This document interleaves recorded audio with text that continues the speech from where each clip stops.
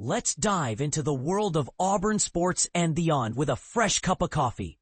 Week 1 impressions, a tale of mistakes and surprises.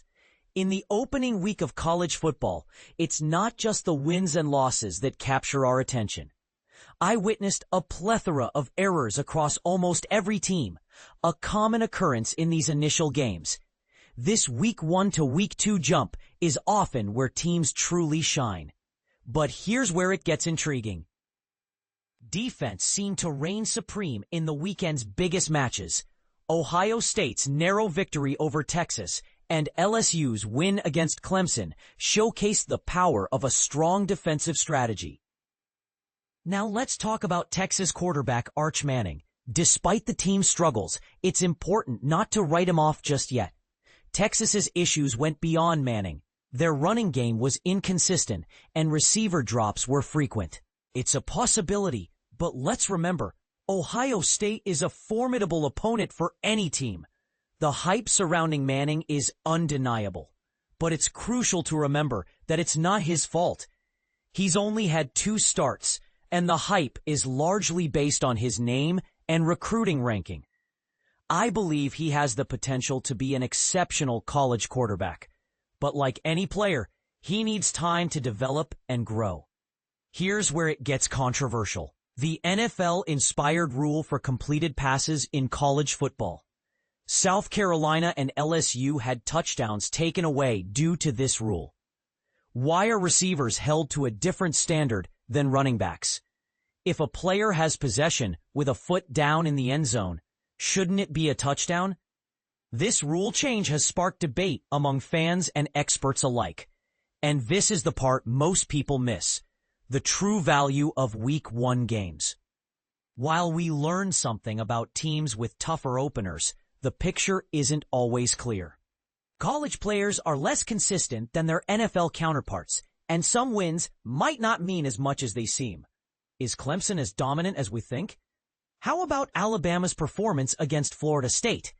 These questions can't be answered in just 1 week. As for Auburn and their passing game, there's no need for concern. The 17 passes thrown in their win against Baylor were strategic, and we can expect the passing game to be a significant part of their offense moving forward. SEC defenses will present different challenges, and Auburn is ready for them. The SEC effect, a different kind of challenge. The SEC has a way of testing coaches and teams alike. Take Alabama's Kalen DeBoer, for example. With an abundance of talent, his record at Alabama is a stark contrast to his impressive 25-3 record at Washington.